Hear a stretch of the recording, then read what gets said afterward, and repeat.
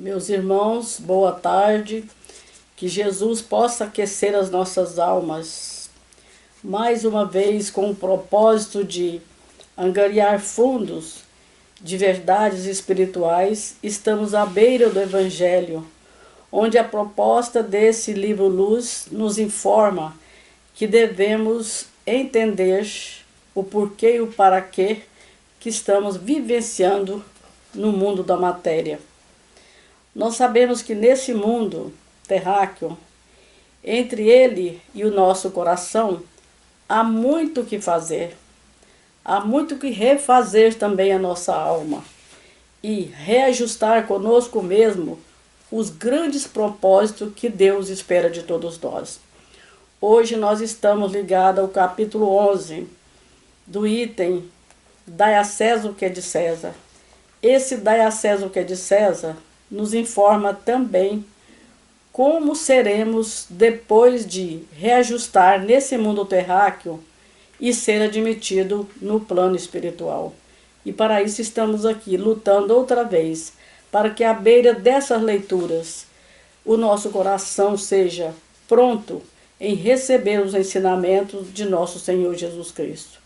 Que Ele, nosso irmão, nosso mestre, roteiro das nossas vidas, possa estar conosco em mais uma tarde salutar, onde abraçamos todos vocês na mesma vibração de irmãos. Olá a todos! É muito bom estar aqui mais uma vez, aprendendo juntos o Evangelho, essa luz que nos ilumina todos os dias, que nos dá os parâmetros necessários para que possamos conviver uns com os outros, para que possamos aprender as leis de Deus e, consequentemente, irmos nos identificando com Ele. Por isso que isso é muito bom, uma bênção em nossas vidas. Vamos dar sequência, então, no capítulo 11. Dar a César o que é de César. Os fariseus, tendo se retirado, entenderam-se entre si para comprometê-lo com as suas próprias palavras.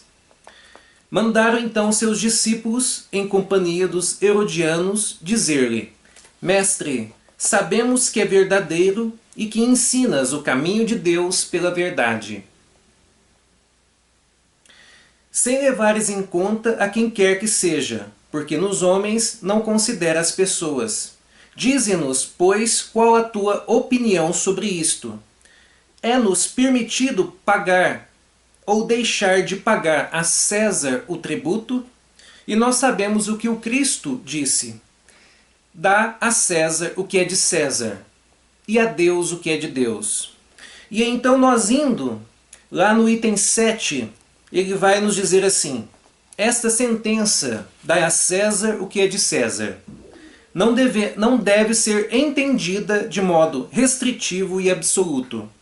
Como em todos os ensinos de Jesus, trata-se de um princípio geral, resumido sob forma prática e usual e deduzido de uma circunstância particular.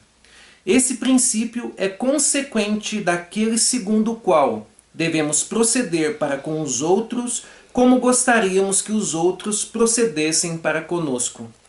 Ele condena todo prejuízo material e moral que se possa causar a outrem, toda violação de seus interesses. Prescreve o respeito aos direitos de cada um, como cada um deseja que se respeitem os seus. Estende-se mesmo aos deveres contraídos para com a família, a sociedade, a autoridade, tanto quanto para os indivíduos em geral. Bem, a explicação, de uma certa maneira, ela já é clara, mas nós podemos estender um pouco mais. Dar a César o que é de César. O que é de César? O que o Cristo quis dizer isto? O que é de César? De César são as nossas obrigações que nós temos perante a sociedade. É por isso que o Livro dos Espíritos vem nos dizer que para que nós consigamos evoluir de verdade, é preciso estar em sociedade. É preciso estar com a nossa família, constituir e saber quais são os nossos deveres para com ela. É preciso estar perante a comunidade, estudando e trabalhando e contribuindo para com ela. É preciso também entender os nossos deveres que nós temos perante os governantes. Nós temos de pagar os nossos impostos, entre outras coisas que cabe a nós. E isso tudo o Cristo também nos ensinou. Porque lá atrás ele mostrava total respeito perante os governantes. Podemos observar que perante os soldados romanos, ele se calava. Perante Pilatos, ele se calou. Perante Herodes, ele se calou. Quem ele dirigiu críticas mais ferrenhas nós vemos que foi para os religiosos, nos quais ele os chama de hipócritas e de vasos limpos por fora, mas sujos por dentro. Porém, perante a autoridade, ele se calava. E nós podemos observar que até um centurião, que era uma autoridade, que chega até ele até o eleva perante os seus discípulos, dizendo que aquele ali tinha a verdadeira fé. Olha só que interessante. Isso para nós entendermos que nós estamos neste mundo, sim, nós temos direitos, mas principalmente deveres. Principalmente respeito para com a sociedade. Principalmente entender que nós devemos contribuir na nossa família, respeitar pai e mãe, respeitar os nossos cônjuges, respeitar os integrantes da nossa família, ir para a sociedade, trabalhar, contribuir para com ela, buscando respeito mútuo. E principalmente para os nossos governantes. Porque o que nós precisamos entender? Que é necessário governantes e governados, desde quando nós entendemos lá do início da humanidade. Mas nós sabemos que muitas vezes talvez eles não são justos, mas faz parte, não eram justos lá atrás, ainda não são atualmente, mas a tendência é ir melhorando com o tempo. Já existem países mais justos, enquanto existem outros ainda que são corruptos, mas faz parte do processo evolutivo. E cultura do ódio não vai adiantar nada. E desejar a morte dos nossos governantes, como muitos o fazem, não vai adiantar nada. Porque Deus está para com os justos e não para com os justiceiros. Tem diferença. E aí que está o pulo do gato. Quando Cristo vem nos dizer assim, dar a César o que é de César e a Deus o que é de Deus. Mas antes ele coloca, dá a César o que é de César. Porque só dando a César o que é de César da maneira correta que nós vamos conseguir dar a Deus o que é de Deus. Só respeitando de verdade a nossa família e estando por ela que nós estaremos dando a Deus o que é de Deus. Estando pela sociedade, contribuindo para com ela, para com os nossos semelhantes e principalmente para com o governo, nós estaremos dando a Deus o que é de Deus. Não quer dizer que nós devemos aceitar tudo, mas cultura do ódio não ajuda em nada. O que nós devemos fazer? Buscar nos melhorar. Buscar melhorar os nossos filhos. Buscar então passar a nossa mensagem para a comunidade, mas de uma forma respeitosa. Porque com o tempo os nossos filhos serão governantes. Com o tempo, então, os nossos filhos vão fazer a melhoria na qual nós precisamos. Com o tempo também nós vamos escolhendo o melhor. Com o tempo, então, nós vamos estar do lado que está certo e ignorando o que está errado. É assim que funciona a evolução humana. Então, com o tempo, as leis de Deus vão as leis dos homens vão alcançando as leis de Deus. Porque nós vamos conseguindo mudar aqui. E a partir do momento que nós vamos tirando a corrupção de dentro de nossos corações, nós vamos conseguindo sim a purificação que todos nós precisamos. Que beleza, Alexandre. Olha que tarde de misericórdia para nós. Estudar uma lição como essa, refletir o nosso comportamento dentro dessa página, é entender a chave que está nos dando a observação entre direito e deveres. Aqui está prescrito toda a lei que nós temos que mudar dentro de nós no comportamento terráqueo para alcançar o comportamento espiritual que é dentro da moral cristã. Jesus não titubeou em deixar para nós tantas informações principalmente a respeito do que ele mesmo fala, que a felicidade não é deste mundo. Mas por que não ser feliz cumprindo os deveres? Na realidade, nós queremos direito. Então, toda a lição do Evangelho vem trazer para nós o princípio de cada situação que nós temos que mudar conosco mesmo. Ele não condena nada, mas informa que nós seremos condenados por nós mesmos se atuarmos, como o Alexandre falou, condenando os outros. Esse dai a César o que é de César muda completamente o nosso parecer em relação ao encaminhamento do nosso coração, aceitando as leis da terra para depois ser adequados à lei do Espírito, porque somos espíritos errantes, mas com tendência de acertos. Então procede tudo aqui, essa inscrição da letra, que em particular nós temos que observar como somos dirigidos por nós mesmos. Nós queremos governar a vida do outro. Quando eu não quero pagar um imposto, eu quero burlar o governante. E sendo que o governante da lei de Deus para conosco somos nós mesmos. Nós estamos governando uma hora para chegar dias melhores. Então, atendendo a família, a sociedade, as autoridades, nós estamos atendendo o pedido de Deus para conosco, que é um acerto maior. Basta ver que essa leitura, depois dela vem a lei de amor. Como funciona? Emmanuel tem uma leitura, através das mãos de Chico, sobre o dinheiro, que ele fala que o dinheiro não é para ser paralisado em nossas mãos. E lá na frente ele termina assim, para a gente não estender muito, quem quiser buscar a leitura, é muito importante. Então, entre a moeda e a moeda está a nossa decisão.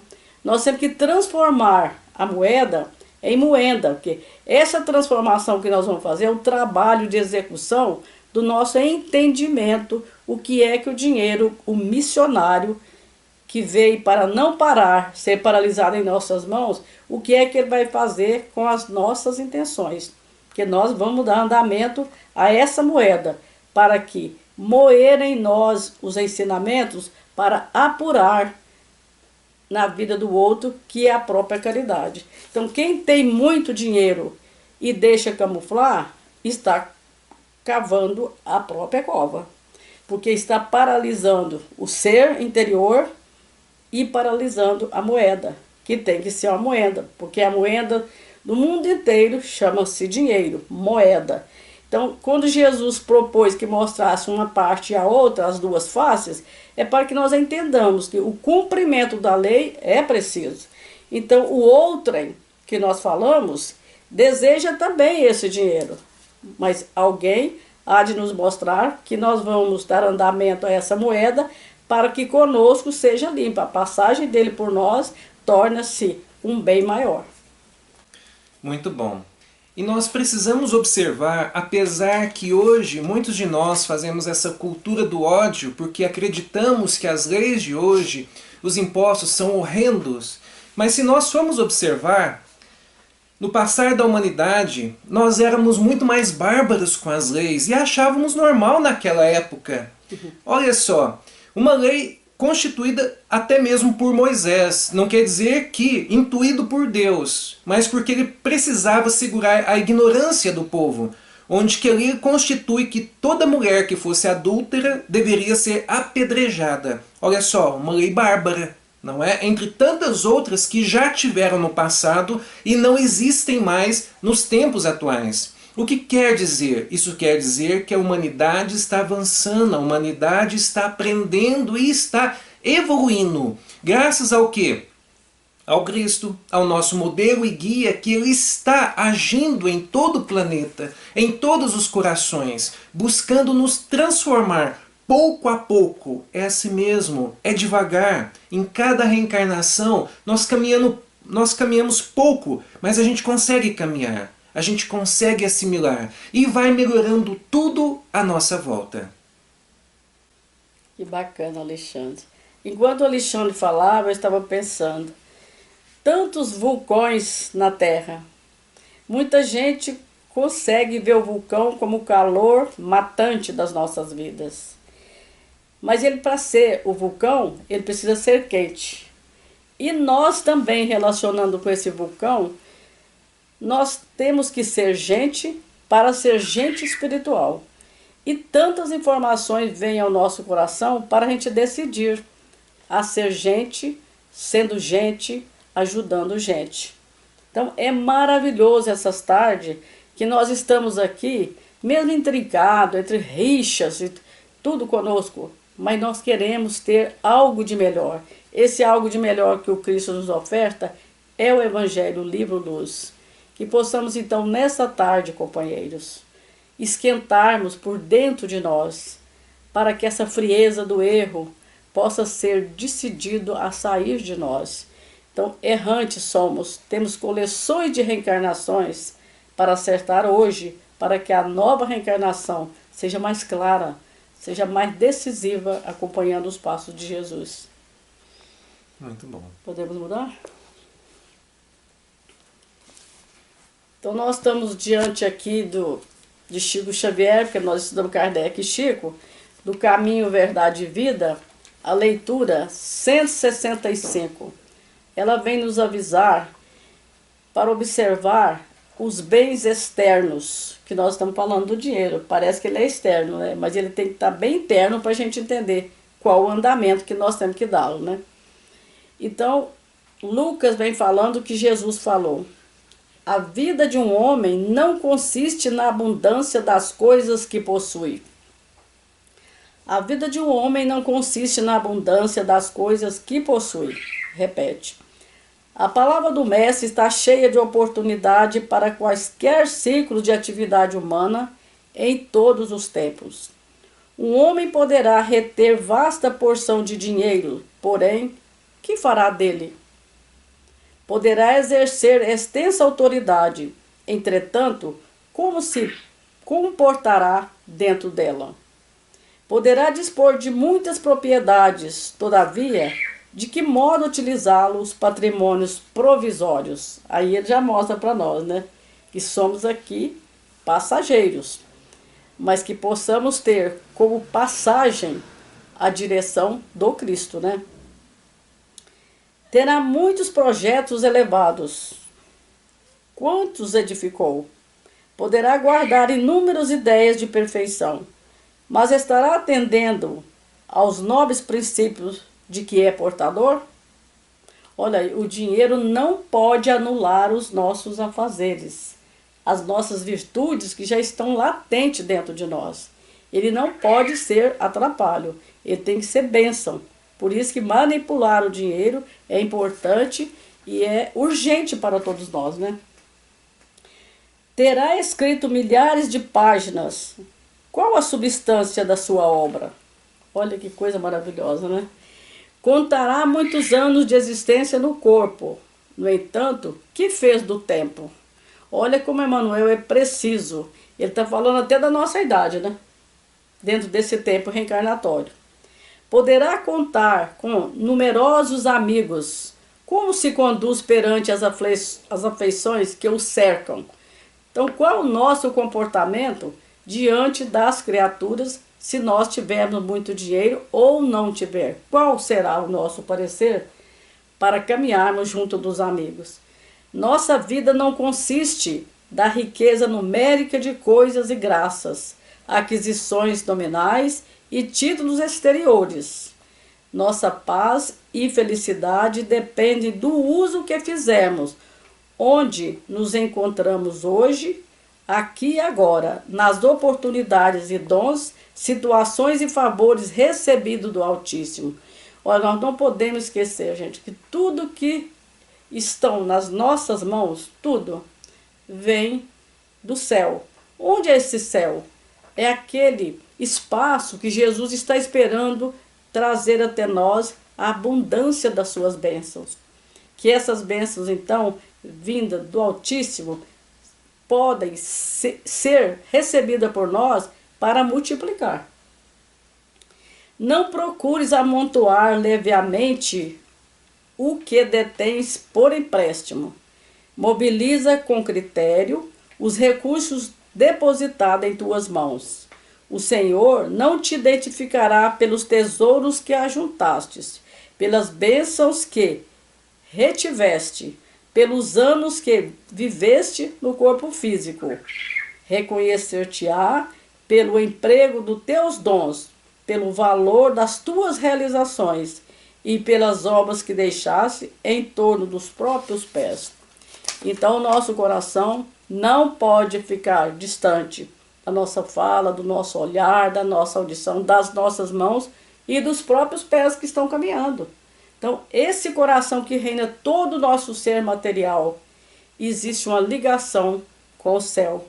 Então, é esse fio que nos traz para a terra, que é a própria divindade, porque somos cartas divinas e temos que dar andamento na escritura que nós mesmos assinamos nessa terra, para não só colecionar as nossas reencarnações, fazer das mesmas o uso benéfico, sem fugir às vibrações errôneas que nós mesmos plantamos aqui na terra. Então, que esses bens eternos e externos que estão em nós possa ser desenvolvido abundantemente, que possamos viver abundantemente no bem maior que Deus nos oferece a cada dia. Muito bom. Nós precisamos entender que são graças aos bens externos que nós alcançamos os bens eternos. Como assim? Graças a tudo que é externo materialmente falando, que são os nossos instrumentos nessa terra, inclusive o corpo físico. Todos os bens materiais, todas as oportunidades que nós temos de fazer alguma coisa no meio no qual nós estamos, o corpo físico, eles nos proporcionam então condições de alterar o meio no qual nós estamos, de interagir com as pessoas, de fazer a diferença no mundo ou não. E consequentemente, quanto mais usamos esses talentos, esses bens externos para o bem comum, nós vamos alcançando bens eternos, que são piedade, misericórdia, fraternidade, amorosidade. Olha só que interessante. Então é tão bom essas literaturas kardeciana, xaveriana, que nós vamos encontrando ensinamentos edificantes. E falando de Chico Xavier, nós sabemos que tanto na obra quanto também em suas palavras, ele sempre dizia que devemos orar para os nossos governantes. Porque como que agiríamos se estivéssemos no lugar deles? Não seria fácil. Tanto que tem até um ditado que vem nos dizer que se quer conhecer alguém, dê-lhe poder. Aí nós vamos conhecer aquela pessoa. E nós sabemos que muitas pessoas que antes do poder eram simples, pareciam humildes, mas depois do poder se tornaram pessoas arrogantes. Então isso tudo são ensinamentos preciosos que vão nos transformando, nos melhorando e fazendo com que também possamos nos compreender. Jesus nos abençoe e nos fortaleça, né, Alexandre? Para Sempre. que nós possamos ter raízes de um aprendizado como esse em toda a tarde de domingo, onde os nossos corações estão todos objetivando uma certeza espiritual, né? Vamos elevar as nossas mentes ao nosso Senhor Deus Pai, que sempre está por nós, nos ensinando, nos melhorando através do Evangelho, através do nosso Senhor Jesus Cristo, buscando edificar os corações humanos, para que nós consigamos chegar de verdade à regeneração de todos. Vamos pedir a todos os que estão acamados, a todos os que estão nas ruas, a todos os que estão desesperados, para que a espiritualidade possa acalentar esses corações e fazer com que eles, com o tempo, tenham forças para melhorar a si mesmos. Que a graça de Deus esteja em todos nós. Que assim seja, e um abraço a todos. Muito bom.